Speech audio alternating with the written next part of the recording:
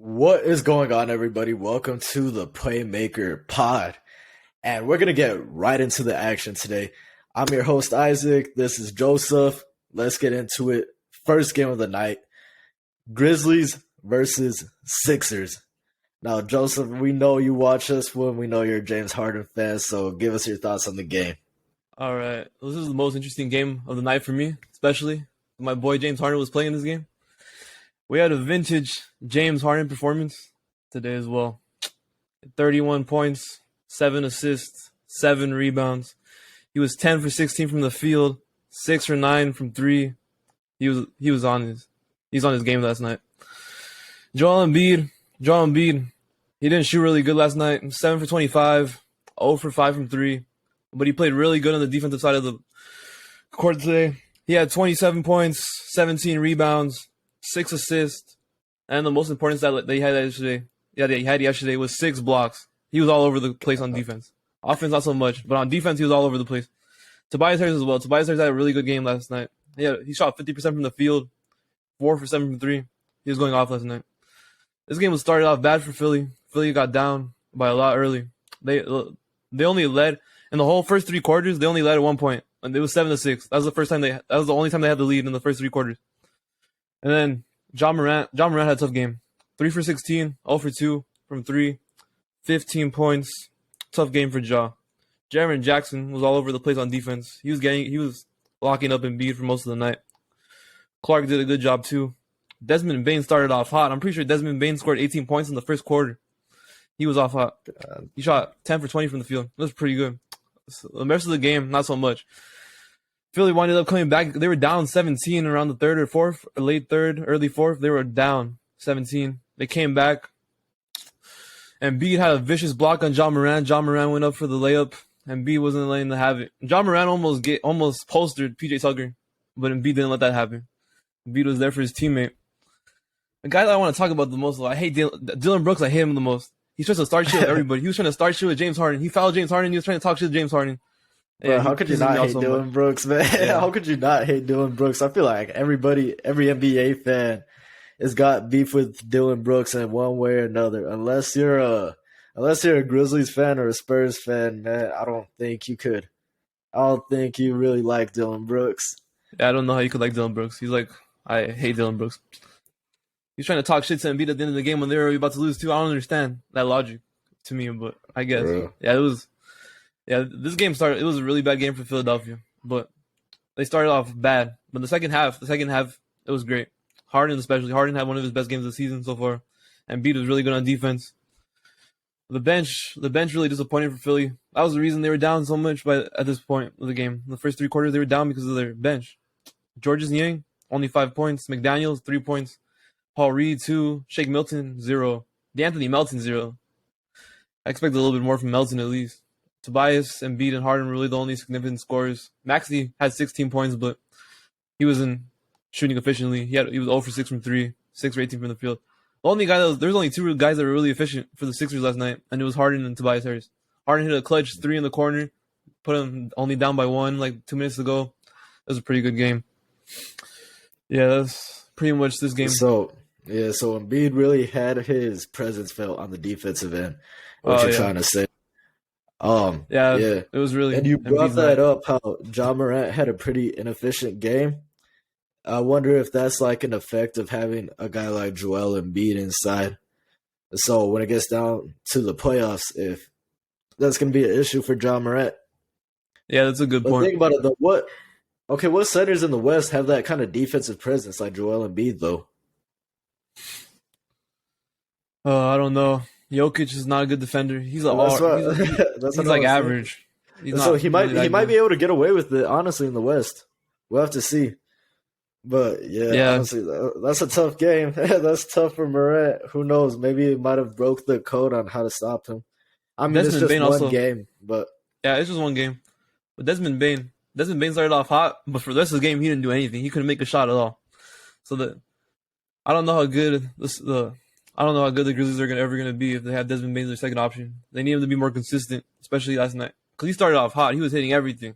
The announcers were going crazy, and Desmond Bane was going crazy in the first quarter. He really shot bad the rest of the game. He cooled off from there. Yeah. Yeah, no, too much inconsistency. That's why I can't see the Grizzlies honestly going too far in the playoffs. I can see them like at the most the second round. Really, they shouldn't even have made it past the Timberwolves last year, but we're not going to talk about that. Honestly, people Yeah. like to hype up the Grizzlies because they're a young squad. They got one of the most exciting players in the league, but honestly, I really don't see it with them. I really don't see it with them. Even I when don't really you like. even when you gave your championship favorites yesterday or during the last episode, you didn't even mention the Grizzlies like as a sleeper or anything. And Oh yeah, so I don't like the Grizzlies as a team that much. yeah, I really don't think they're gonna do too much. Not as much as the next team though. The next team that we're gonna get into that is really gonna do some damage in the playoffs. Maybe I'm just biased, but of course I'm talking about the Dallas Mavericks. You know, we beat the Spurs by what, like 25? The Spurs put up Yeah. 116 points. They put up 116 points and still lost by 25. They still got blown out by that much. And so everybody wants to be like, oh, Luka and Kyrie can't play defense. Yeah, but they'll just outscore you just like that. Just like that. The Spurs got dominated pretty much the entire game. It was never close. Luka and Kyrie, they got things rolling. Holiday, not Drew Holiday, Justin Holiday. Justin Holiday. He just signed with the Mavs recently. That is going to be a brilliant pickup moving forward. My man went like 6 for 6 from three last night. If I recall correct, he was like perfect from the field from the 3-point line. Dude went absolutely insane. I tell you, this Mavs team is really, really not being looked at by the national media. I'm telling you right now, they're never looked at by the national media. Last year, everybody had the Suns winning, Suns in 4, Suns in 5, all that BS. But you know what? The Mavs came through. I see the same thing happening again this year. They play the Suns, they'll beat the Suns. They play the Nuggets, they'll beat the Nuggets. I'd say I might be getting too far ahead of myself, especially after playing a team just like the Spurs. But I really think that this team is going somewhere. They're going to light it up in the West. Like, I can guarantee that. As I said in the last episode, Josh Green is on his way up. I can't remember how many points he had last night, but I mean, everybody was going crazy. Tim Hardaway went crazy. Chris Wood went crazy. I mean, there wasn't really a player on the floor that couldn't get points at will. It was just one of those nights for Dallas. And I expect to see that consistently down the stretch. I don't see how anybody could stop them. Really, think about it. They got Tim Hardaway Jr., Chris Wood coming off the bench. That's a solid 30 points alone off the bench right there between those two. If Justin Holiday keeps playing the way he's been, or the way he played last night, bro, that's extra shooting off the bench. There's no way you're going to be able to stop that. So I'm just saying right now, keep an eye out for the Mavs. Complete domination last night. They're going to continue to dominate the rest of the way through. And I know when the Mavs lose, y'all are probably going to get on me, but I'm going to ride with my team all the way through. That's how we do it.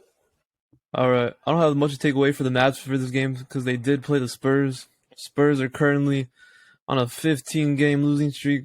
The only other team that has a worse record than them in the West is my Rockets. The Rockets are pretty bad too.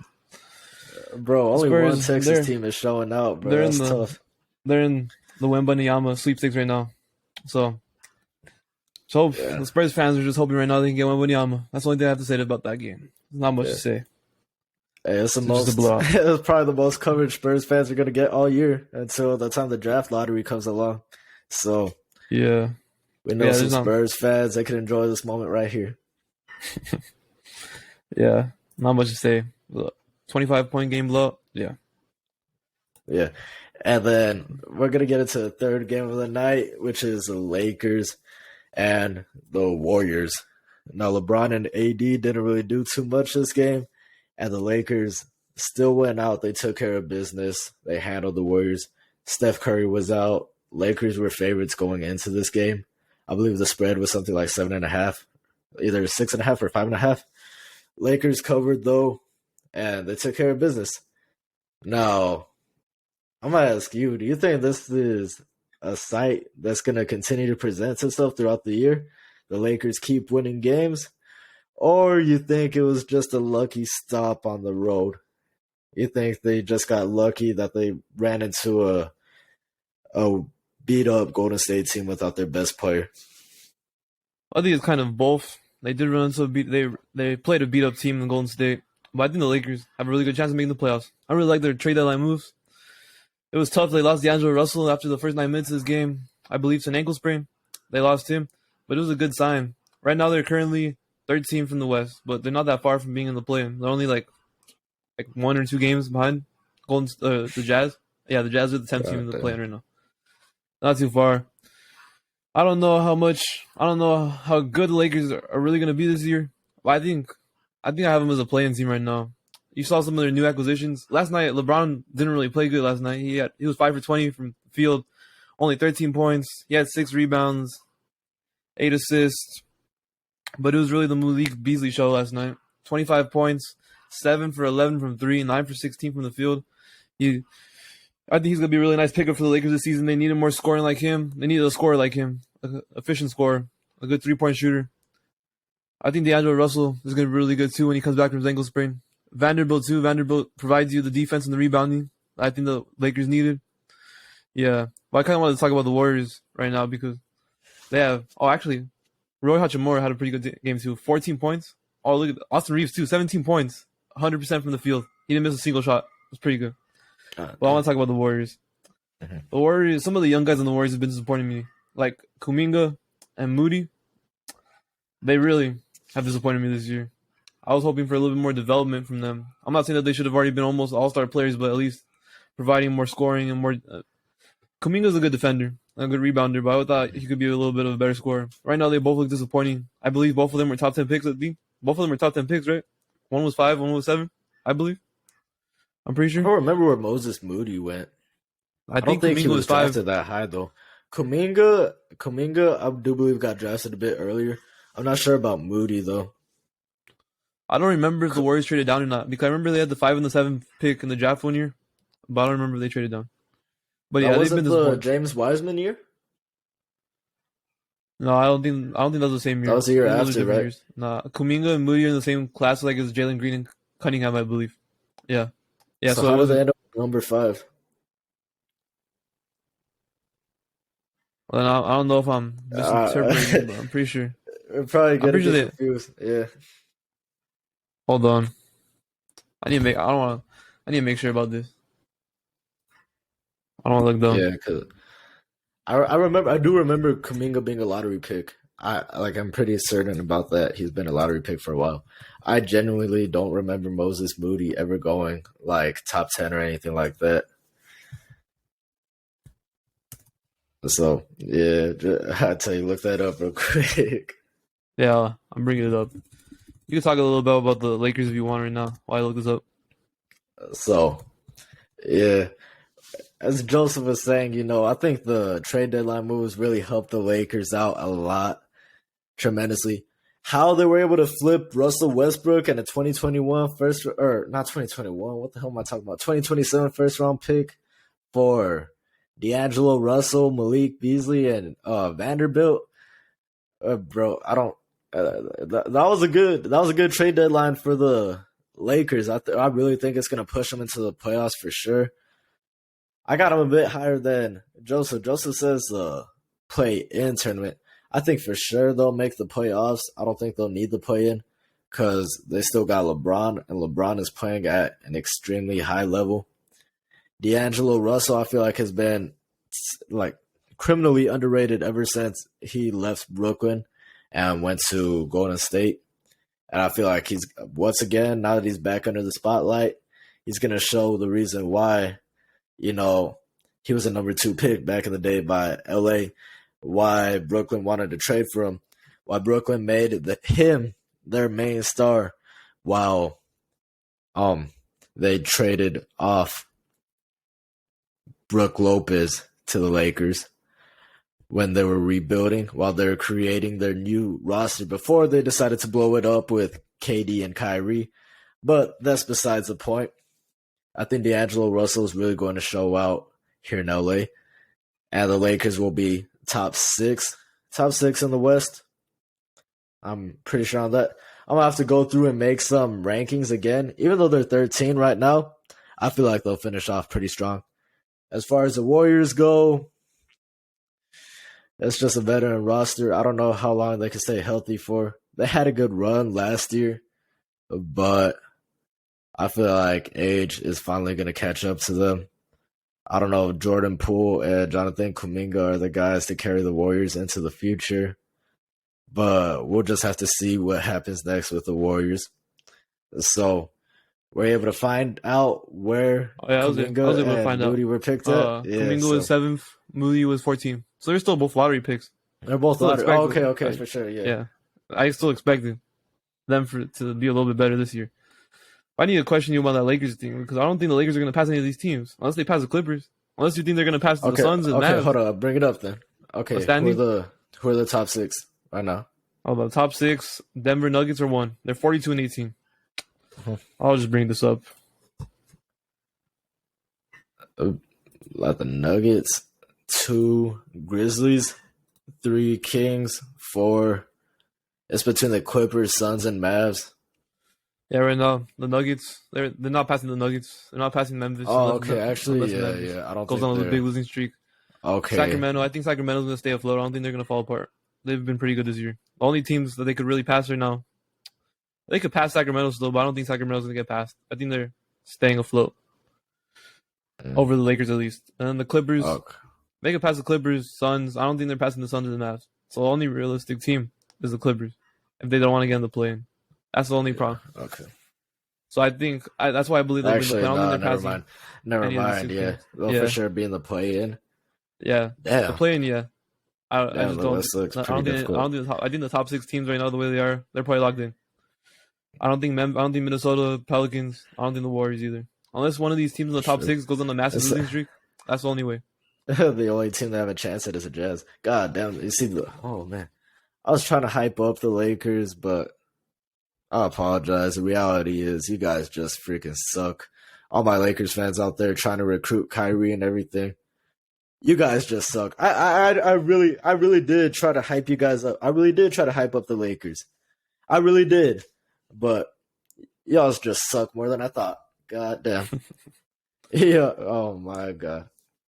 All right, there's 2 more games I really want to talk about. I wanted to talk about one of them for sure is the Nuggets-Cavs game. Evan Mobley really showed out in this game. The Nuggets ended up winning 115-109.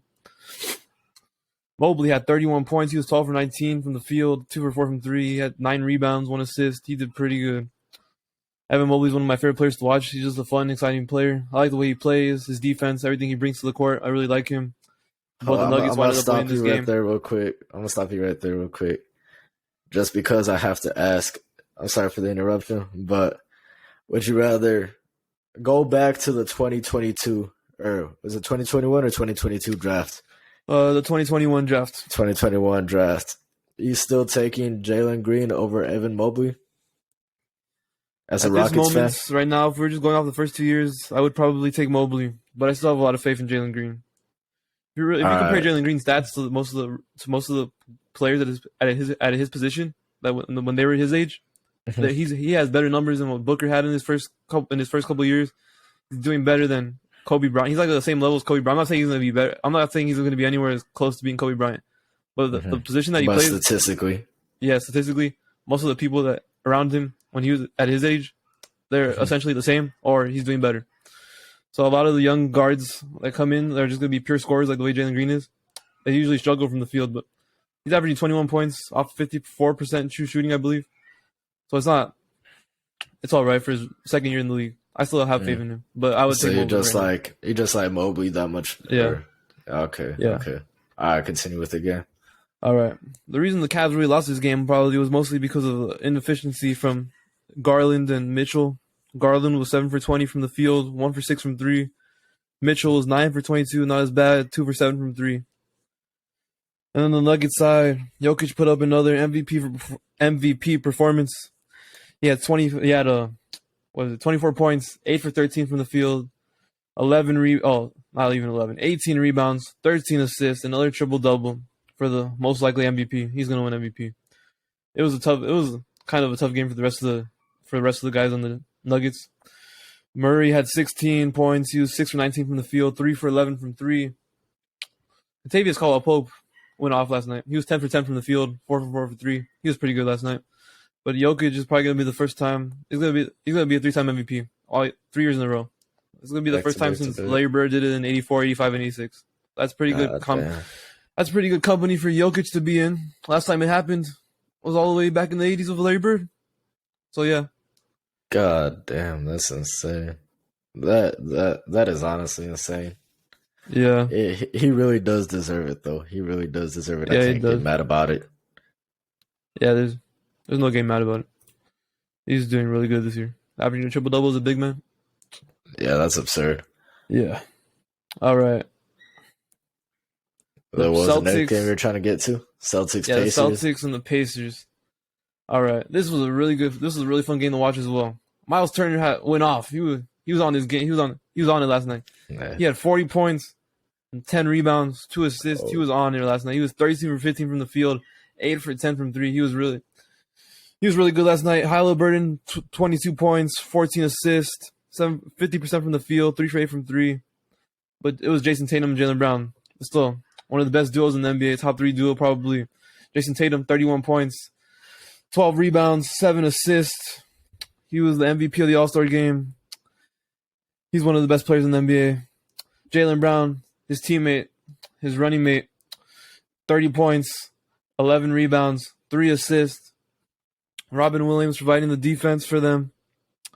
I don't see how anybody's going to beat him in the East, to be honest with you. I feel like the Bucks got a shot.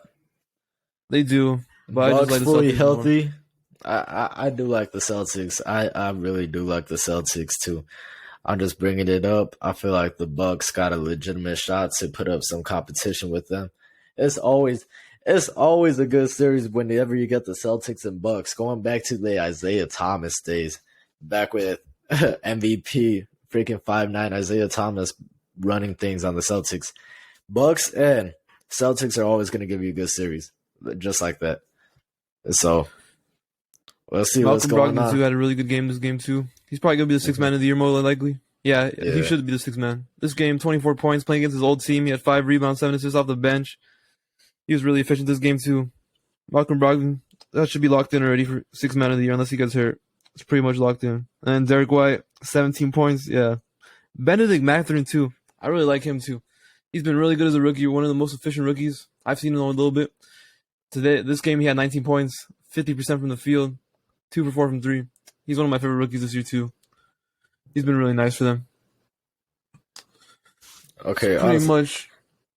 Oh, you want to go ahead? You can go ahead. Oh, I was just about to correct myself from earlier because I said Isaiah Thomas. No, I believe the first series they had, it was like a 2-7 series. But the Celtics were the 2, Bucks were the 7. And I believe that was already when they had traded off Kyrie Irving. So I was a year too early, but I'm here to correct it before I get caught looking dumb or something like that. So we'll just leave it at that.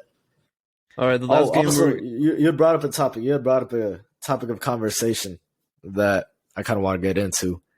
Okay. Which you said you believe Jaylen Brown and Jason Tatum are a top 3 duo right now. I'm asking you right now, who are the top 3? To be honest who are with the you, top 3 duos in the NBA? Let's see. I don't know if I was being 100% serious when I said that, or if I was just giving them credit. But I believe they're up there. I believe they're up there for sure. They're definitely up there, but I have to really check. Like, I would put Durant and Devin Booker. They haven't played together, but if you want me to just go off by the players, that's probably a top 3 duo right there. I think those. If we're just gonna go off by the players or what they've actually done together, because if we're just gonna go off what they've done together, then we can't mention Durant. We could include that one in too. Oh, you want me, just the players by themselves, not what they've done together? You want me just like just like that, yeah. All right. Post trade deadline. Oh, okay, so it's probably like number 1. Damn, this is tough. I need a fuck. I always have trouble just doing it off the spot without having something to look at. Hold on. You want to go ahead? Do you Okay, have something in mind? so Because I need like. I got two off the top of my head. Actually, I got three off the top of my head. Yeah, you can go first. Tatum. Yeah, This is in no order so far. Tatum and Brown. I'm a bit biased, so Luka, Kyrie, and also I could say KD and Booker. I'm gonna go KD Booker. Actually, in that order. Tatum Brown 1, Kyrie Luka Okay. 2, KD Booker 3. And the reason why I got Luka and Kyrie over KD and Devin Booker, the way I see it, I'm just putting it as this: the number one on that team, KD. I don't think he's as good as Luka Doncic right now. I think right now at this moment as we speak, Luka Doncic is a better player. Top three in the NBA for sure. KD took a step back since last year. You saw it in the playoffs. So that's the first point. The second option, which now you got Kyrie and Devin Booker. I still got Kyrie ahead of Devin Booker too. And when it comes down to the playoffs, we've seen what Kyrie could do. Devin Booker, you saw him in the playoffs last year, and they choked. They folded under pressure as a number one seed. So I got Kyrie and Luka over Booker and KD. That's just my reasoning for it, though. So Okay, I I'm got about to those disagree top with three you in that order. about the Kevin Durant not being as good as he used to be. Kevin Durant's still one of the best players in the world. I don't really think I can't really choose over the top 5 players. Like I don't really like choosing over top. I don't think he's top it's like five anymore. I don't think I can. I don't think I can like say Luka's better than Durant because Durant's still. I can't say it, but I can't say Durant's better than Luka. I can't say that either one's better KD's not than him. top 5 anymore. I don't think KD's think top Kevin 5 anymore. Durant's still, I like, think 6 Tatum or- surpassed nah. him. Luka surpassed him. Kevin Durant's been on his bag this season. That's ridiculous. He's one of the He's most not efficient top- scorers still in the NBA this year. He's not I can't- top 5 anymore. I'd still take LeBron over him at this point. Okay, hold on. I'm gonna just name off the players better than KD right now. You got Giannis, you got the Joker, you got Luka, you got LeBron. I think Tatum surpassed him already. That's 5. Well, I don't believe Tatum surpassed him. I still taking Durant. Durant's just out of this world. I can't say Tatum's better than him. I don't even know if Luka's better than him right now. Luka's still really good, but I think I'll lean towards Luka, but I really can't say. I can't pick one. I'm leaning towards Luka, but I don't really think I think Kevin Durant's better than LeBron right now. To me, LeBron's still really good, but LeBron still might be the best player in the NBA. Crazy. LeBron's been going crazy. I don't think he's the Durant's best been going anymore. crazy, and Durant was winning games. That's the problem. Durant's going crazy. He was winning I games. see. Yeah. Durability is still an issue with him, though. Yeah, it is an issue, but when he does play, he was winning games. The Nets were still one of the best teams. I don't really think it's not like, and I think the Suns roster was better right now. With Durant's was better than the Nets roster. The Nets roster. Yeah. I just think you saw it in the playoff series. Tatum. Let me name my top duos. Tatum did all play. I figured it out. I would probably say Tatum and Brown. I just like the way they play together, a seamless fit. And then it'll probably be, I think I would give it to Durant and Booker. I really like their fit too. And then I'm going to have to give I don't even know about this. I don't know about Middleton right now. I was going to say Giannis and Middleton just because of how good Giannis is, but I really can't do that. That's tough for my third one. My third one, I could just be biased because I like how they fit together too. But let me see.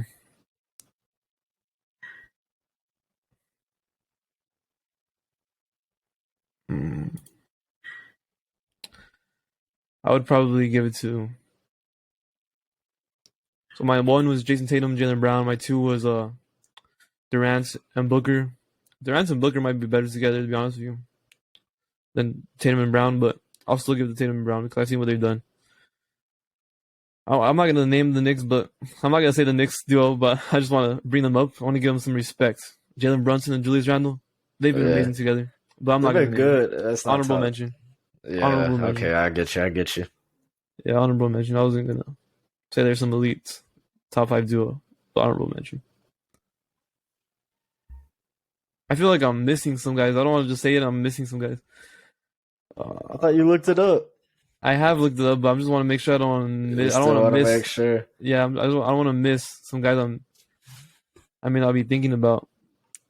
I'm thinking I'm leaning towards Giannis and Middleton, just because I've already seen what they've done together as well, winning a championship. But yeah, I'd probably give it to Giannis and Middleton. Number 3, then number 4, I'm giving it to Philadelphia's duo. I'm giving it to Embiid and Harden because they're like perfect fits for each other the way they play. They've been perfect together. So I'm gonna name them number 4, and then number 5, I'm gonna give it to Luka and Kyrie. One of the best offensive backcourts in the NBA or front Yeah, courts. honestly, I had kind of forgotten about Harden and Harden and Embiid. That was a good one, but yeah, I still got him number 4. I'd probably say number 4. Giannis and Middleton, that's one of those things, right, where you say, what have they done together versus what you project or like what you see. Yeah, but I still think they're still a contender in this year. So they could still win it this year together. Yeah, If no, they make it I definitely see it. Yeah, I feel like Middleton brings it down a bit though, in my opinion. Yeah, I can see. For me to put the I'm top giving them the 3. respect. They'll They still have a be chip. top 5. Joker and Murray's another good one too, though. Yeah, the thing is though is that if I'm just comparing talents, Embiid and Jokic are basically on the same level, and I'll take Harden over. You take Harden over Murray. Murray. Okay, that makes sense. Yeah, I can't even get mad about that one. Harden leads the league in assists. LeBron and Probably gonna have AD, another no assist respect. title. What? I said no respect for LeBron and AD. I don't know. AD is just they haven't won that many games this year. I would probably they're still. If I'm just going off talents, if I was just going off talents, I'd probably name them 5 over the Mavs. It'd probably get you mad a little, but I'm probably actually yeah. I don't know what I'm doing here. I'd probably take them over the Mavs. Damn, I don't know. I alright, can't yeah. disrespect the Mavs either though. You just made it tougher for me. 'Cause I don't want to make it seem like I'm disrespecting the Mavs, but if I'm just going off by talents, AD and LeBron is still top 5. But I'm trying to mix in both of them. Like I'm trying to mix in how successful they're going to be in the rest of the season. What? Since this was off the fly, I'll just let it slide right now. We'll just let everything slide. Oh, we'll come back to this conversation though after we put together a solid list and we get actual information piled together. Yeah. Then we'll get back into it. Yeah, it would have been better to be prepared for this. Yeah, it just came up. You had brought up a line, and I thought like, oh damn, and then I got curious after a minute. yeah, So, I got you. was that There's all the still, like- games you wanted to go over? Or I want to there's still talk about one more right? game. One more Alright, game. one Just more. last game. That- It was the Thunder and the Jazz. I just want to talk about this game for one specific reason. Well, like there's a couple reasons why. This is the Shai Gilgeous-Alexander is one of the funnest players to watch. He had a good game, 39 points, 8 rebounds, 7 assists. This is probably the top 2 most improved candidates playing against each other. And Shai and Lauri Markkanen. Lauri Markkanen was in his bag too. 43 points. He didn't shoot good from 3, but he had 43 off 15 for 28 for shooting, 3 for 12 from 3. He went really. He was crazy. I think he should win the most improved player. Shai has already been really good the last couple seasons, so I don't really think he improved. He's like a top 20 player now, probably, but top 15 maybe. But Shai still, I don't really think he improved because he was already playing almost at this level the last 2 years. Mm-hmm. But I think Lauri deserves it. He's really improved. He's been one of the best power forwards in the game this year. I really think he should deserve it. But I want to talk about Walker Kessler. Walker Kessler has been one of the best rookies this season. He's a really good rim protector. The Jazz are just winning this trade. They're like, getting Walker Kessler in that trade for Rudy Gobert. Walker Kessler and Rudy Gobert are almost averaging like the same stats. I'm pretty sure. I believe. I saw it. I can pull it up, but they're averaging mostly the same stats, and they got all those picks as well. And Walker Kessler's in his rookie season, and he's doing what Rudy Gobert was giving them practically. He's doing what Rudy Gobert is giving to the Timberwolves right now. So this trade is looking like a fleece for the Jazz right now. Oh boy, yeah. They really got their money's worth on that one. Even though Markkanen, I believe, came from the Mitchell trade. So yes, they do. It came from Cleveland. Right now it's looking like a W for both teams, though. I mean, Cleveland definitely got what they wanted. That trade's looking what they like got a from W. Mitchell, yeah. I As thought you were far talking as about Minnesota's trade. no, I like, wasn't talking about Minnesota. No, yeah, I I was thought talking you were about talking about. Cleveland. I was like, what the I was heck? talking about Yeah, Cleveland. yeah. Yeah, for sure. All right. That was pretty much it for the topic for the games I wanted to talk about yesterday. Those are the most interesting Yeah, games, in it my took a opinion. minute on that. Yeah, Yeah. it's All right, we're gonna keep it in the basketball world. We're gonna talk about Nate McMillan getting fired from the Hawks. You want to start this off, or do you want me to start it off? well. We kind of alluded to it earlier. Well, us like before we hopped on air, that Trey Young and Nate McMillan has some beef going on behind the scenes. So I feel like the main priority for the Hawks for them was to keep Trey Young at a high morale, keep Trey Young satisfied. It wasn't really so much about Nate McMillan because Trey Young is the future of that team. So whatever Trey wants, I feel like Atlanta's gonna adhere to Trey even more. So if that means getting rid of the head coach, then I feel like the front office made the right decision.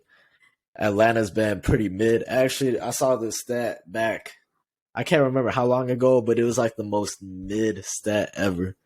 Like the most mid. They were like perfectly balanced record, perfectly balanced points scored, perfectly balanced points against.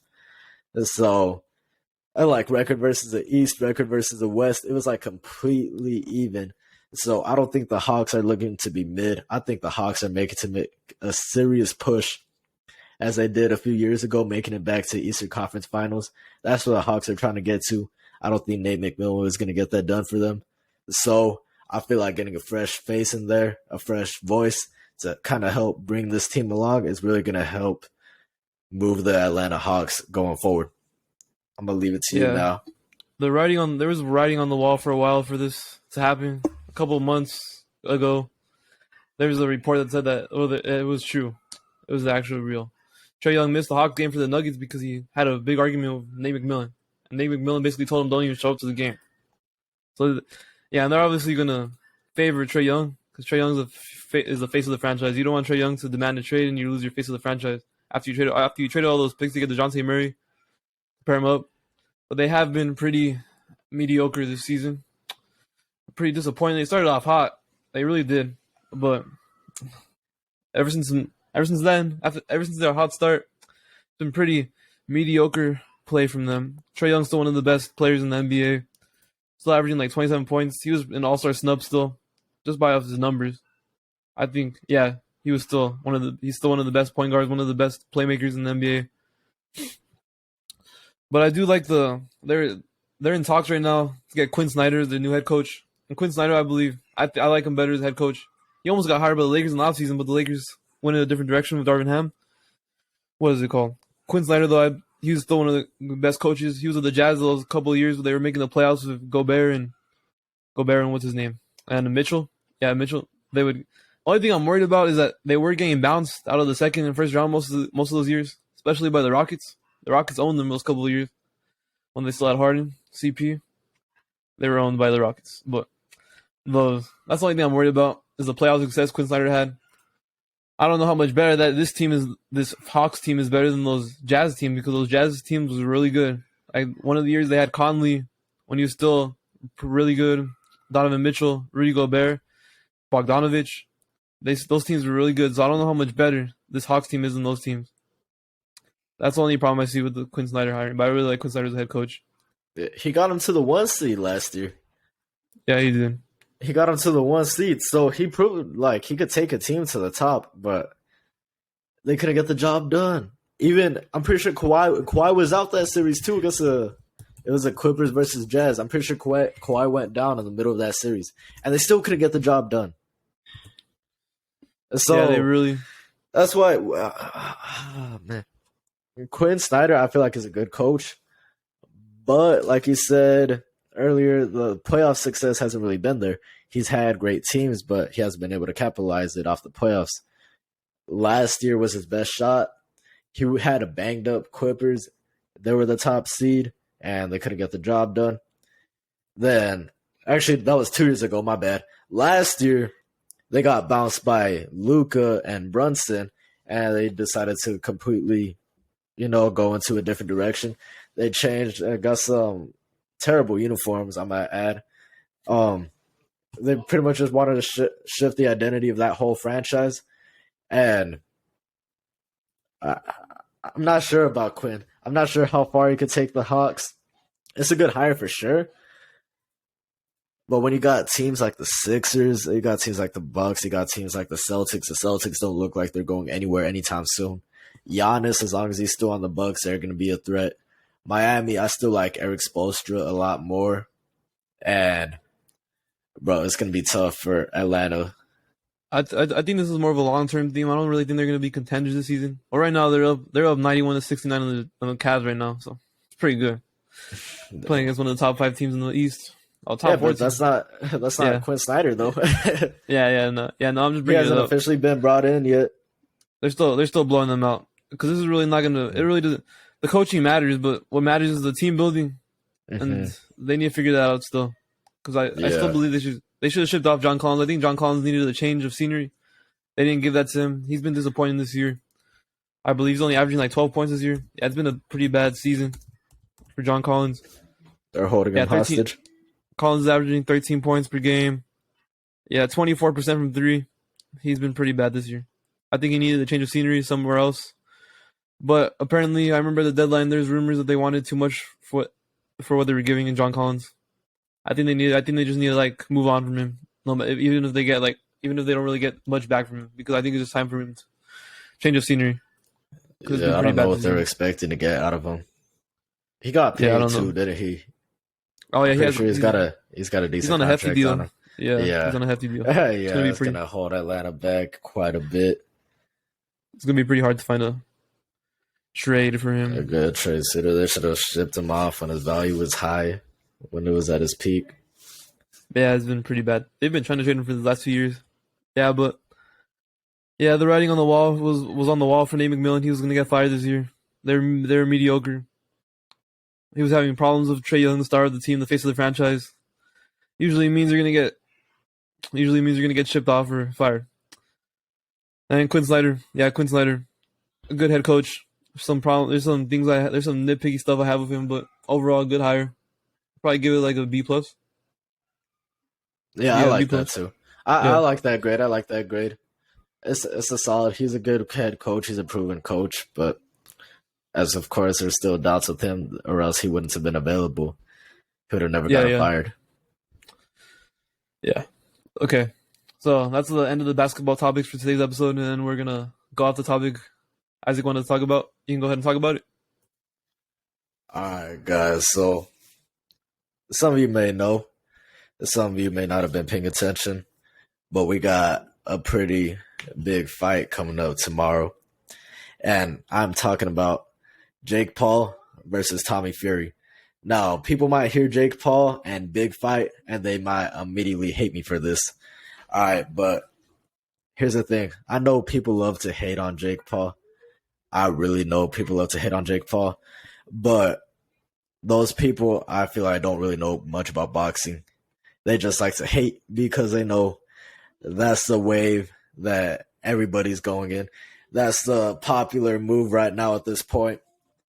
But I tell you, watch Jake Paul. You see constant improvement, fight after fight. Even though he's fighting UFC fighters, he's fighting. Well, I mean, Nate Robinson, I don't really count that one. But Tyron Woodley, you see the improvement in those fights. Anderson Silva, he pretty much pieced him up the entire fight. Anderson's a great fighter. He's one of the greatest MMA fighters of all time. He also had an undefeated boxing record, too, before he stepped into the ring with Jake. And he ended up losing. So, a bunch of people are going to hate me, but I think Jake Paul takes this fight tomorrow against Tommy Fury. Tommy Fury has a lot of pressure under him right now. He's got a ton of pressure. If you watch the press conference between Jake Paul and Tommy Fury yesterday, it was, bro, this man Tommy Fury, literally, if Tommy Fury loses this fight, he legitimately may be disowned by his entire family, by the Fury family. He might have to change his last name and go by his mom's name, because that Fury name is not going to stay there after tomorrow. he's going to be a disgrace to the entire family. Ever since the fight was announced the first time, I believe last year, back in December, not last year, 2021 back in December, this fight was announced. The first time Tommy fumbles pulled out, Tyson Fury had already gone on his rant. He said that, direct quote from Tyson Fury, he said if Tommy Fury cannot beat Jake Paul, then he would personally retire Tommy from boxing himself. Now imagine your older brother, the heavyweight champion of the world, saying to the entire world that if you don't get a win, he will personally retire you from boxing, personally retire you from, I'm not sure if that's Tommy Fury's career dream or if he's just being pressured by his family. But bro, this man literally has no choice tomorrow. He has to get the W. You watched the press conference yesterday. Jake Paul offered Tommy Fury a bet, right? It was double or nothing. Jake Paul pretty much, he told Tommy Fury straight up.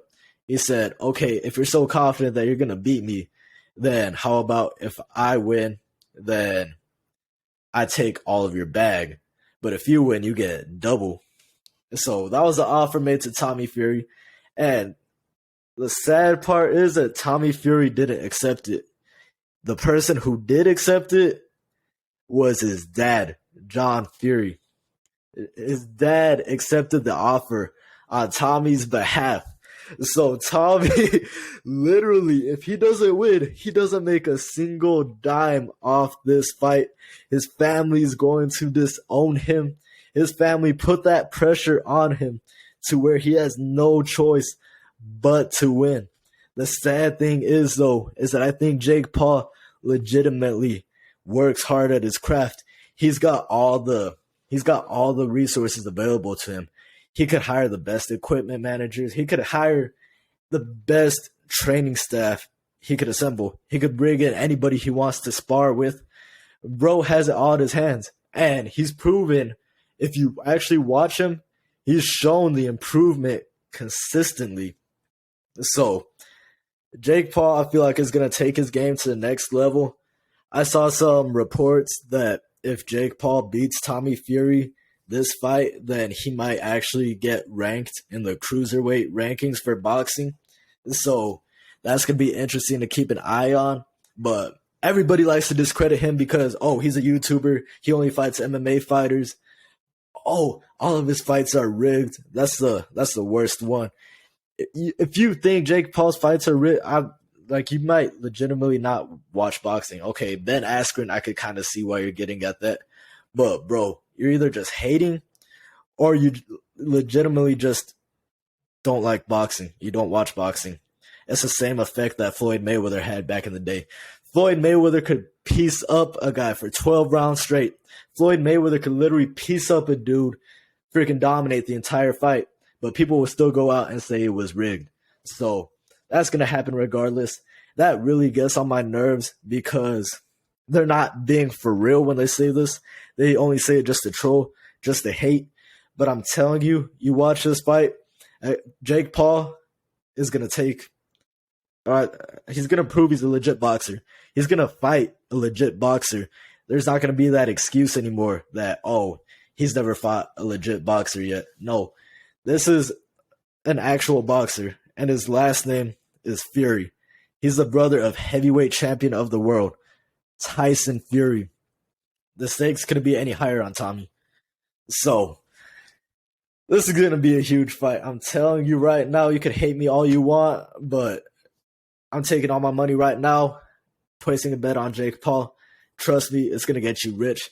Even if you do believe, oh, Jake Paul's fights are rigged or whatever, still bank on it. Take advantage of it. If you think it's rigged, why wouldn't you put your money on it? I don't get it. It is what it is. Jake Paul for the win tomorrow. Tommy Fury gets disowned by his entire family. And I honestly feel bad for the man. I do. But that's it for me, at least for the time being. The only thing I have to say is that if anybody thinks that sports are rigged like the NFL, NBA, or boxing, or even UFC, you're just not mentally there and you're just stupid. That's all I'm going to say. If you think sports like that are rigged, that's all I'm going to say. You're just stupid That's all I'm gonna say about this. That's all I have to For say real, about it. bro. Like, there's an actual script going on, bro. Like, the script That's just writers stupid. are. It's an I'm fine with actual thing now. I'm fine with the jokes and all that stuff, but if people actually take it seriously, if they yeah, no. All right. Gonna watch an Arian Foster interview, bro, and run away with that shit, bro. For real. All right. The rest of our topics are mostly NFL now. The next topic is gonna be NFL, basically free agency. That's like Derek Carr. Derek Carr's market is starting to heat up now. Of course, you've probably seen the teams that are trying to get him right now. He's already had meetings with the Saints and he's had meetings with the Jets. The offer, his value right now, they're saying he's gonna get around $35 million per year. He's gonna get a pretty nice contract. That's solid. Pretty good for Derek Carr. I feel like that's a respectable amount. Yeah, It's not Daniel a good Jones amount for him. asking for 45 mil. That's the amount Daniel Jones should get paid. I don't know. Yeah. 35 mil, that's a pretty good number. I'd take Derek Carr over Daniel Jones. I don't really know about that, but I'd take Derek Carr over him. I think they're like in the same. What if the Giants are one of those teams? Derek Carr's what like if 15? Giants are one of those teams interested in him? I doubt it. I think if we move on from Daniel Jones, we're gonna trade up and draft the quarterback. I don't think we're gonna keep. All right. Let's see. Yeah. So where do you think Derek Carr's gonna land? Or where do you think is like best? Where do you want him to land? Where do you think is the best fit for him? Is I felt like the best spot is New Orleans. I really did have high hopes for New Orleans last year, and they disappointed me. I thought Jameis Winston was going to play a lot better than he actually did. You know, he got injured at the beginning of the year, and then he could have won his job back from the Red Rifle. You know, I can't, bro. He disappointed straight up, bro. I can't defend him anymore. I try to defend him. I really try to prop him up last year, and he didn't deliver to expectations. I still think the Saints got a good roster. Head coach is a bit of a question mark, but I feel like that's not the main. Well, it actually is a pretty big question mark. But other than that, I feel like the roster is set. You know, you still got Alvin Kamara. You still got Michael Thomas. You got Chris Olave. Well, I mean, Michael Thomas's health is a big concern, right? But you got Chris Olave really coming into his own. He's going to be coming into his second year. You know, you still got some defensive pieces around. DeMario Davis, Marshawn Lattimore. I think the Saints could really be a good team. The only two issues I mainly saw with them, well, I mean, there's a bunch of issues, right? Or else they wouldn't have been where they are. Mediocre. Yeah. Yeah. But I feel like if you fix a QB and the head coach, which are usually two of the most important parts of a team, I feel like they could go pretty far again. Maybe not to the same level they were at with Drew Brees, but they could go back to being in playoff contention. All right. Well, I don't know if you've been keeping up with the news about the Saints, but Michael Thomas, he's gonna go bye-bye. He's sadly gonna get released. He's gonna have a $32 million cap hit. He's not staying there anymore. Oh, man. Yeah. So they're gonna only basically have Chris Olave. I believe Deontay Harris. Chris Olave. Yeah, Chris Olave is still one of the best receivers. But I'm gonna go over why I think the Jets are the best landing spot for him. But I'm gonna just name you some reasons I don't like the Saints that much. And the Saints as well. Their old line is pretty average now. They lost Teron Armstead. They drafted Trevor Penny last year, I believe, pick 18. He was injured most of this year, and he wasn't very good. He was all right. He was mid, if you want me to keep it short and sweet. And then Alvin Kamara might be facing some jail time for what he did in Las Vegas last season. I forgot about that. So I don't even know. About that. Damn. I don't even know. Damn, I forgot. Oh, man. There's a video of him saying, like, admitting that he beat the shit out of the dude, too. There's a video of him in the car. Yeah, so. Damn. Kamara might be facing some jail time. About that. And Michael Thomas is going to get released because he has a $32 million cap hit because the Saints, their money management is starting to catch up to them. After all those years of them pushing the cap space back, yeah, they're going to have to release Michael Thomas. Okay. The reason I think the Jets are the best, there's still some problems I have with the Jets. But I'm going to name two teams. I'm going to go with the Jets first because I think that's where you should sign. That's who I think should sign him. Unless the Jets get Aaron Rodgers and Lamar Jackson, of course, but I think Derek Carr is probably going to wind up being. I was about to say that I feel like Aaron Rodgers is probably the spot for the Jets. He's probably the QB for the Jets, what I think. We can talk about this later, but I was starting to feel like Las Vegas was in the mix for Rodgers. Me personally. That makes sense too. We'll talk about that another time. Yeah, we'll talk about that later. Derek Carr, I think is the perfect. He's not the perfect. He's a really good fit for the Jets. With the Jets, they have Garrett Wilson.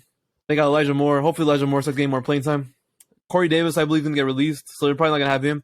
But they're going to get who I think was going to be the rookie of the year last year for sure. Breece Hall is going to come back from his torn ACL. He's going to come back. they're gonna get him. Like the Saints might not even have Kamara. He might be going to jail, so we don't even know. Hall was gonna be the rookie of the year. Yeah, for sure. Doubt. And they have Garrett Wilson, who was the offensive rookie of the year. And they have on the offensive line. Well, offensive line's still a little bit shaky because Kai Becton has been injured most of his career. He's been injured. Elijah Very Tucker, he's been injured a lot too. He's out. He's basically out this whole season. So the only problem I have is the O-line. Defense, though, defense was one of the top 10 defenses in the league. One of the best defenses in the league. And they're going to be one of the best defenses next year. Quinnen Williams, Sauce Gardner, who won Defensive Rookie of the Year. DJ Reed, too. DJ Reed, their second cornerback, he's really good as well. Those are the main reasons I like the Jets the best. And then I want to name one team, too, the Panthers. The Panthers, I really like the roster. I don't know if the Panthers are going to go with a veteran quarterback, though. That's the reason that I don't really want to. I think the Jets are better. The Panthers, they have a really nice offensive line. Their offensive line is pretty underrated. They had one of the best running games in the NFL last year, even when they traded McCaffrey. Deontay Foreman and Chuba Hubbard, they're really good for the Panthers last year. And they got DJ Moore, who I think is one of the most underrated receivers in the game. He's had terrible quarterback play the last couple of years. So I want to see DJ Moore of an actual good quarterback, because even when he was with Cam Newton wasn't that good anymore. He had Sam Darnold, like he's like Sam Darnold. Yeah, he's Sam Darnold. Baker Mayfield was not very good either with the Panthers. I'm just wanting to get a better quarterback. I want them to get a better quarterback for him at least. And then for their defense too, they got Brian Burns, Jeremy Chin, Dante Jackson. They got J.C. Horn as well. J.C. Horn's one of the best corners in the game too. Derrick Brown. They have a bunch of young stars in their defense. Another team I could see maybe going after him is the Buccaneers. I don't think he's going to end up with Tampa Bay, but Tampa Bay needs a quarterback. But I saw reports say they're going to wind up going with Kyle Trask. So what that means is basically that they just want Caleb Williams. That's what they mean. That's what that means. Yeah. they're taking for Caleb Williams. Yeah, because I don't think you can be a serious football team with Kyle Trask as your starting quarterback. Yeah. Oh man. Yeah. We're gonna talk about another guy. Oh, you go ahead. I'm about to say I do like the Jets as a destination for him. I really do think the Jets are a good team. But as I said earlier, I feel like Aaron Rodgers. It's either gonna be Aaron Rodgers. I feel like Jimmy Garoppolo might end up there too. I feel like that makes a lot of sense for both sides. Oh yeah, I'm still shaky about Jimmy Garoppolo because he's had Kyle Shanahan the last few years. Kyle Shanahan's one of the most creative offensive playmakers. The Jets, that's true. They have Nathaniel Hackett. He's not gonna. You saw what he did. You saw what he did in Denver. Yeah, that's true. I mean, he's still got that 49er connection though with Bob Saleh. So yeah, he still got that. He has that connection. It's just I don't know about play calling. It's because Kyle Shanahan's such a good play caller. So because Jimmy Garoppolo's not like downgraded to Nathaniel Hackett. Yeah, I see. Because I think Derek Carr can still deal with it. I don't know if Jimmy Garoppolo can deal with it. Because that's the problem I have. I think Derek Carr can deal with him. Mm-hmm. I think he can deal with like a less creative offense, like the way the offense runs. I don't know how Jimmy Garoppolo would deal with it because I've seen Jimmy Garoppolo have one of the best supporting casts in the last few seasons. He's had Deebo Samuel, Brandon Ayuk. He had McCaffrey when he's played this year before he got hurt. And George Kittle, one of the second best tight end probably in the NFL. Mm-hmm. I don't know how you would do. That's why I like Derek Carr a little bit more. Rodgers, I understand. Rodgers is still like one of the best top 8 quarterbacks though in the NFL. Yeah, so obviously. But I really think that Rodgers is either just going to stay with the Packers. I think he might just stay with the Packers. I don't see the reason for the Packers to move on from him, to be honest. Bro, if they want to start Jordan Love's 5th-year option coming up? Yeah, it is. Bro's gonna waste his whole first contract and not even gonna play. I think you could just like sign him to a cheap 1-year deal though, because I don't really think any other team's gonna like pay him money because they haven't even seen what you can do. So you could. Bro, what a waste of a draft pick, man. Yeah, it has been a waste of a draft pick. I really wish the Colts would have drafted him. I really don't know why the Packers drafted him. That got me Jordan mad Love that year. Played really good when he did play this year though, so I'll give him that. He did, yeah. I feel like the Green Bay should just end it with Rodgers. Yeah, honestly, they should end it with Rodgers, get Love, and then take some weapons around Jordan Love. Even though I haven't drafted any weapons in a long time, but yeah, I get you. Let me go back to the Jimmy Garoppolo thing real quick, right? Because you say that it won't be as creative as an offense. I still feel like it's gonna be kind of like the same thing Shanahan ran. I feel like it's probably gonna be run first with Breece Hall. Run first, pound the rock, and then let Jimmy Garoppolo do his thing with the short and intermediate routes all inside. I feel like he could still thrive in that situation. I don't think New York's going to ask him to do anything way too crazy. I feel like most of the offense is just going to run through Breece Hall. I mean, that's what they wanted to do with Zach Wilson. It's just Zach Wilson's on another level. Like, I don't know what the hell Zach Wilson's doing right now. Yeah, I just don't know because I think if you're the Jets, I don't think you're going to be competing with some like really good teams. There's still Dolphins or stuff. Tua's did pretty good this year. A lot of people like to hate on Tua, but Tua did really good. And the Bills, obviously, the Bills still run that division. Sorry to say to all the Jets and the Dolphins fans, the Bills still run the division. They lost in the second round, but they still run the division. And I don't know how far you're going to make it with Jimmy Garoppolo in the AFC, especially playing against teams like the Chiefs, the Bills, the Bengals, even the Chargers and the Jags. The Jags are on the rise right now because of Trevor Lawrence. Trevor Lawrence is like a rising star right now. I just think Derek Carr provides. I think Derek Carr is better. He's better than to me. He's better. More upside. More upside. Derek Carr's still not going to take it that far to me. Still, unless you get like a Lamar Jackson, that's only quarterback I can Rodgers. Lamar and Rodgers, those are the only quarterbacks I can see having a chance to beat Mahomes. Pretty far. Or beating Mahomes or Joe Burrow in the playoffs. Even Josh Allen too. Yeah. Derek Carr, I think if you have Derek Carr versus Justin Herbert, I'll take Justin Herbert. It's like, Derek Carr versus Josh Allen, Derek Carr versus Joe Burrow versus Mahomes. So it's still not going to take it that far, but I think he has more upside. It makes them feel better about themselves. Yeah, I think the Jets want to run a more creative offense because they got they want to get Garrett Wilson involved and Elijah Moore. You've seen Elijah Moore complain. Oh yeah, we're gonna go to some other. It's not getting too far, anyways. I don't think Lamar. I don't think Lamar's leaving Baltimore. I don't see how Baltimore lets it happen. Honestly, I mean, I could just be blinded to the whole thing. The only person who really got traded in his 20s, that's like a top tier QB, is Deshaun Watson. And that was a lot more than just football reasons. Like, Deshaun didn't want to be there. He had sexual accusations. Who even knows if those were true or not, but it was still multiple accusations against him. So I feel like Houston had to make that move. As far as Baltimore, I think Lamar actually still does want to be there. They let Lamar have, they helped him give his opinion on who should be the new OC for the team. So I feel like they're still working together to make something happen. Honestly, I just can't see Baltimore letting Lamar Jackson go. Even if he, they could just franchise tag him, man. I honestly, as long as Lamar doesn't get, completely fed up with the organization, I don't see him leaving. I don't think Lamar Jackson's that type of guy either. I feel like he wants to stay loyal to that team that drafted him, that picked him last in the first round. I feel like he still remembers that. And he said it on draft night, "You're going to get a ring out of me." So I don't think he wants to bail on him right now. Yeah, I believe he'll end up back there. I was just bringing him up as a name. Yeah, an option. In case even if he does get traded, though, I think he's going to get traded to the NFC. I don't think he's going to get traded within the conference. Okay. We're going to talk about another move from another team down in LA. In LA. What is it called? The Rams released Bobby Wagner. He was an All-Pro this year. They mutually agreed it was time to depart after just one season. He signed a 5-year deal. 5-year deal, and after just one season there, he's gone. God damn. Oh, okay, yeah. So let's talk about Bobby Wagner. Okay, Bobby Wagner, he's still one of the best linebackers in the league. Even as a veteran, still putting up great numbers. This season, he had 81 tackles, 4 interceptions, 6 sacks, a career high in sacks. He was an All-Pro second team. He's still one of the best players, still one of the best linebackers in the league, and he's a free agent. One of the teams I really like for him, I'm going to seem like a homer, but I really like the Giants as a team for him. The Giants really need linebacker help. They had some of the most atrocious linebacker play last season. Atrocious. Terrible. Jalen Smith, one of the worst linebackers I've ever seen play. Terrible. I don't know why he's even on the roster. Bro. Yeah. Yeah, we really need linebacker help. He provides exactly what Wink Martindale's defense needs. A guy that can run the defense on the field, everything. He brings everything. Another team I like is the Cowboys, but I'm going to let my co-host talk about this one. Yeah, so I really do like the Cowboys. He's already played with Dan Quinn back in Seattle.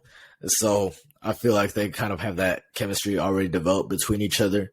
When you get Bobby Wagner, you're getting a leader on that defense. He's going to hold everybody in place. He's going to, I'd say, pretty much just a field general. It always benefits to have that guy out there. Who knows what happens with LVE this offseason, and we'll see what direction they want to go there. But I feel like Dallas with Bobby Wagner, that defense could be pretty good. It's going to be one of the top defenses in the league for sure. The Rams, by this move, it tells that I feel like they think that their championship window may be done. I mean, they got their Super Bowl win, but they kind of see the writing on the wall. They need a cap space. They need draft picks.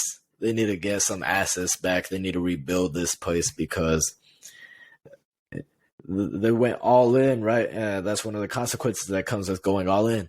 You don't see it at the moment, but eventually it does come back and get you. So now they're reaping the consequences, but I mean, they still got a ring out of it. So how you can't blame them too much, I guess.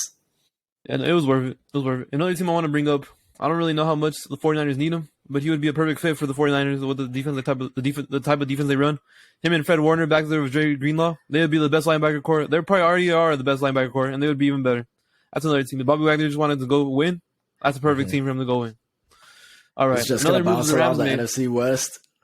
Oh yeah, yeah. He could go to the 49ers. Go from Seattle to LA to San Francisco. Yeah. Damn. Okay. Another move that shows us that the Rams are trying to most likely they're like doing a soft rebuild. They're not because they still have some of their top players, but they're trying to trade Jalen Ramsey. It looks like Jalen Ramsey's going to get traded. Jalen Ramsey's still one of the best corners in the game too. Still really good, but this is what happens when you go all in. You have no cap space and you have no draft picks anymore. They traded those draft picks. Von Miller left. They didn't have their first. They traded those first round picks too for what is it called for Stafford? Yeah, Stafford. Yeah.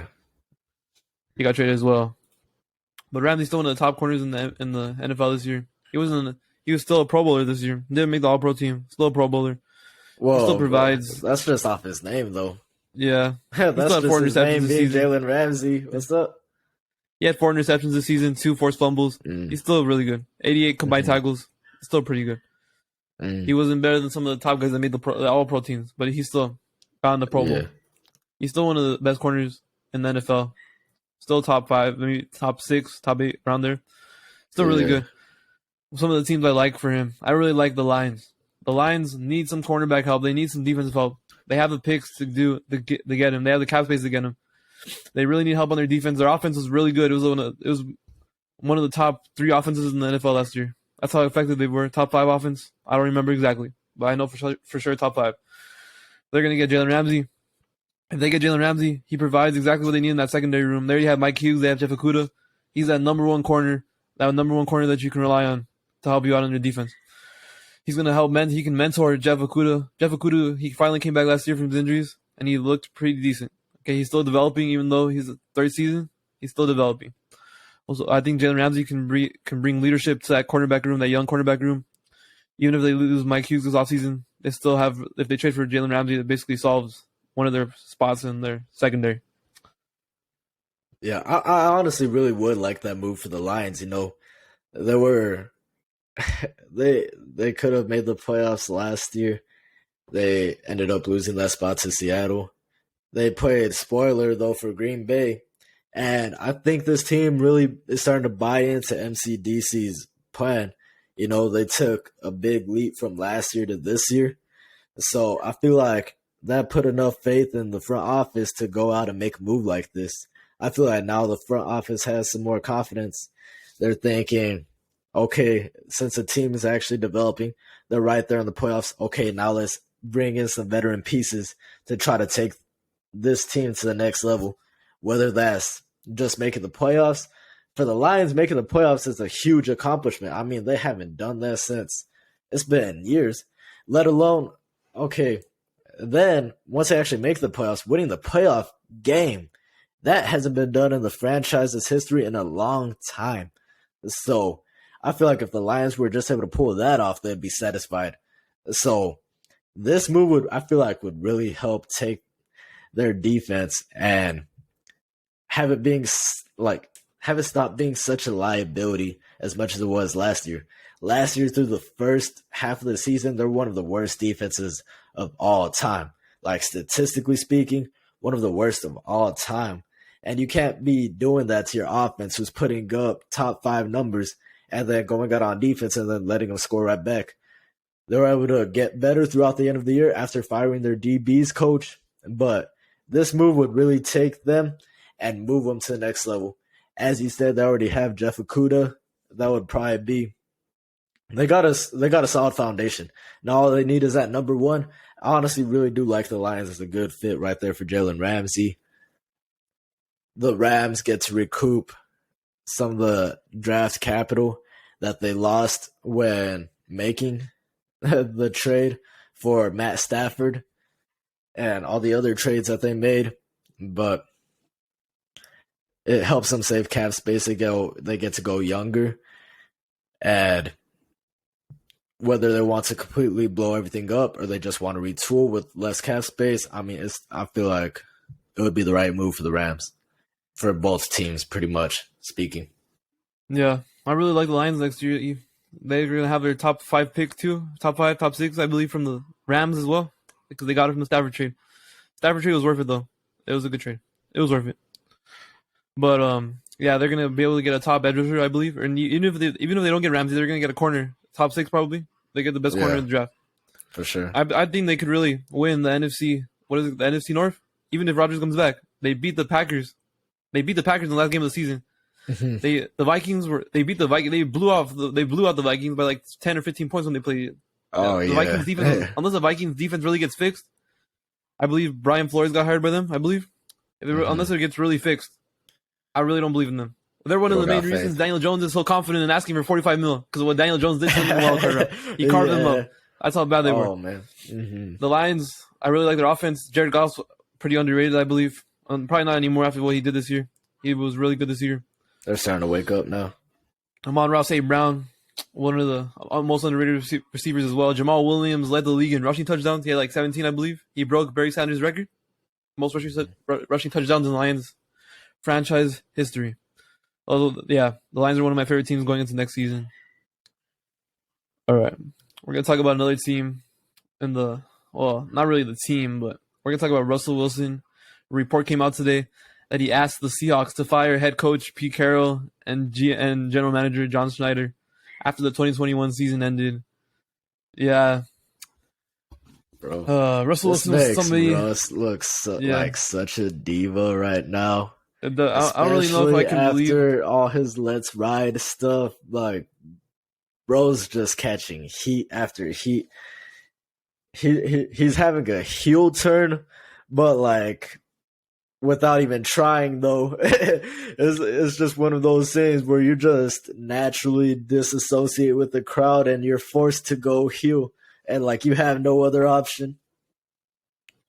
Yeah, I don't really know if I'm gonna believe this report that much, because I feel like some people are just trying to like make Russell Wilson look even worse. I still like because Russell Wilson's done a lot of bad stuff this year, but I don't really know. Russell Wilson denied this report. Obviously, he's not gonna on Twitter. He denied it. Obviously, he's not gonna say, "Oh yeah, I totally did this." Yeah, but I could see Russell. Yeah, but you can't trust the validity of it. I could see why he had problems with some of these. Like, people are just gonna like blame Russell Wilson when he does stuff like this, but I can see some of the problems he's had with John Schneider. He had one of the worst offensive lines for a while in Seattle. He was getting sacked every other play, so I can see why he was mad. Like, if you're gonna get sacked and you're not gonna be able to win games, I understand. He was still putting up numbers. Maybe in his last year in Seattle, he wasn't putting up the numbers he used to, but he was still putting up numbers, and it would just be disappointing ends in the playoffs. But you can't just put all the blame on Russell Wilson. You still have to put some of the blame on Pete Carroll. Yeah. Well, I mean, I feel like Pete Carroll kind of proved it this year, right? Yeah, he did prove it. He seemed to enjoy himself a lot more with Geno Smith under center. He was still able to run things with Geno after everybody thought he was dead. So I feel like most of the bias for now is going to go towards Pete Carroll, since he just proved himself. He made the playoffs when nobody had Seattle even getting close to the playoffs at the beginning of the year. After they had traded Russ, after they had cut Bobby Wagner, nobody really had any expectations for the Seattle Seahawks. But ever since this year, I feel like, people are going to give most of the benefit towards Pete Carroll, unless Russell Wilson turns it around next year with Sean Payton. I feel like it's going to roll that way. And as for John Schneider, he should take some accountability for not building up an O-line. but I could also see why he would have some frustration with Russ as well. He pretty much gave up the Legion of Boom, even though they were getting up there in age, but he gave that up and handed the reins of the team to Russell Wilson, and Russell Wilson wasn't necessarily delivering.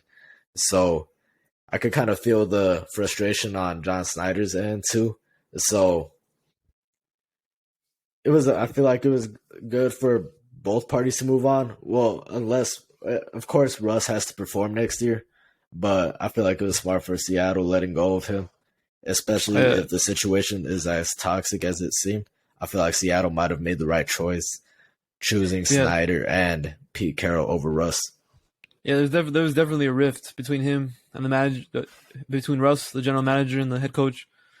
Yeah, but I can see the argument from both sides because John Schneider just had an amazing draft class this year. He drafted Kenneth Walker, Tariq Woolen, two of the best rookies this year. Tariq Woolen especially. I believe Tariq Woolen was the runner-up to Sauce Gardner for Defensive Rookie of the Year. And what's his name? Kenneth Walker should have been Offensive Rookie of the Year. He had more first place votes than Garrett Wilson, but he was robbed.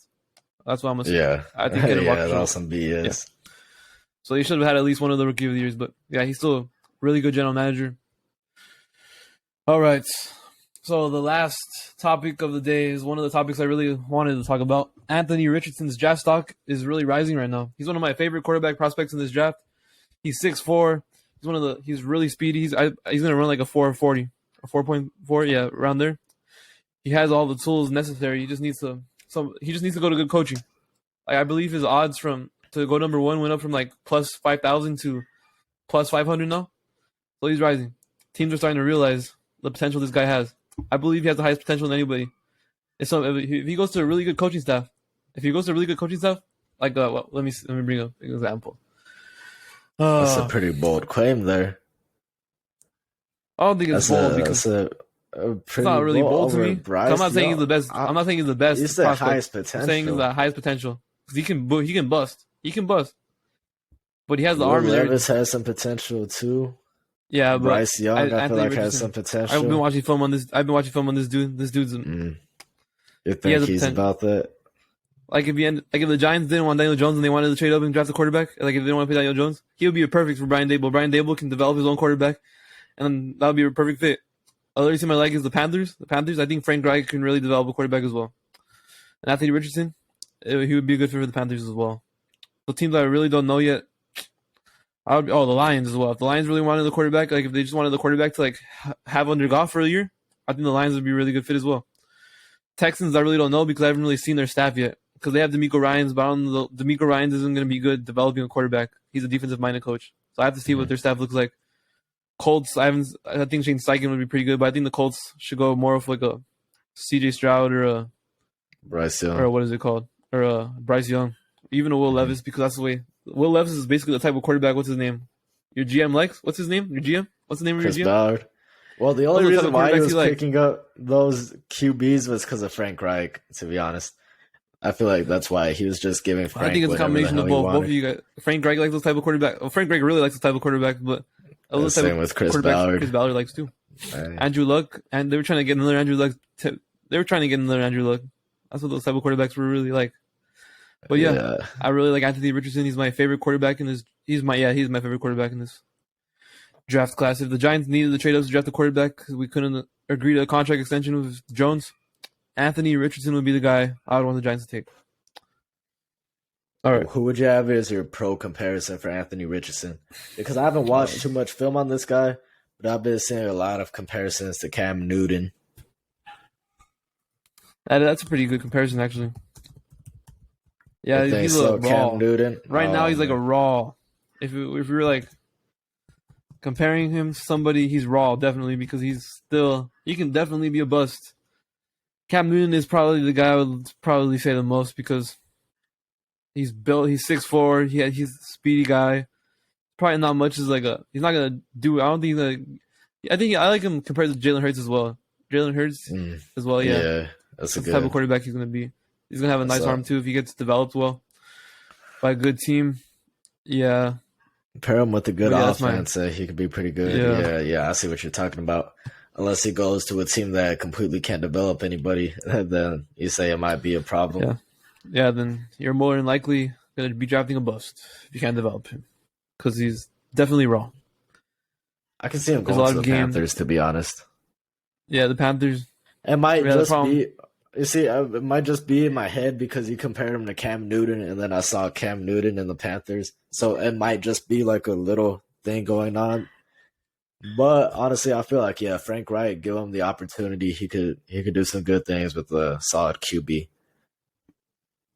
Yeah, the problem with the Panthers, though, is I told you the type of quarterback. You already know the type of quarterbacks Frank Reich likes, and that's like the perfect quarterback right now for Frank Reich is Will Levis. Will He wants to draft the Levis. type. Yeah, Yeah, but Will Levis honestly, too. Will Levis has a lot of does make potential too. that. He has a lot of potential. You can talk. I you just can- don't want him on the Colts, though. Yeah. Will Levis is another guy I think you have to have good development. Good development, he'll turn out to be good. Bad development, you're going to draft the bust. Sorry to say. Unless he just comes out of this world. Like Patrick Mahomes. Well, Patrick Mahomes is a good development. He went with Andy Reid. He needed that. He got to I stand think- under Alex Smith, too. I think for Josh Allen. Josh Allen was super. Josh Allen was super raw. He went with Brian Dable, and Dable Buffalo. really helped develop him. Yeah.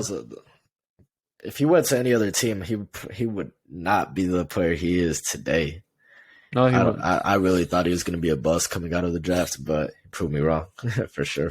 You already seen what Dable did with Jones this year. Jones looked a lot more competent this season. The reason he's going to get a big contract, even if it's not from the Giants, some other team's going to pay him at least 30-something mil. Another team will come out and pay him. It's because of Brian Dable. Yeah, I told you that was going to happen too. I told you it was going to happen. If you gave Brian Dable to Daniel Jones, like from the start of his career, I feel like they were probably like the same prospect coming out. If you gave Brian Dable to Daniel Jones his entire career, I feel like Daniel Jones would be on Josh Allen's level right now. Like if you would just switch the situations, like if Daniel Jones was with Brian Dable in Buffalo and Josh Allen was in New York with, who was your guys' head coach? Freaking Joe Judge. Joe Judge, yeah. Josh Allen wouldn't be anywhere close to where he is today. We had Jason Garrett as our offensive coordinator. It would have just been a mess. It would have been pretty horrible, honestly. Yeah. All right, guys. Thank you guys for watching the second episode of the Playmaker Pod. Please like the video, please. It really helps the algorithm show our video. Please like the video. Please subscribe to the channel. Please. All right, guys. Thank you guys for watching. See you guys next time. Peace out.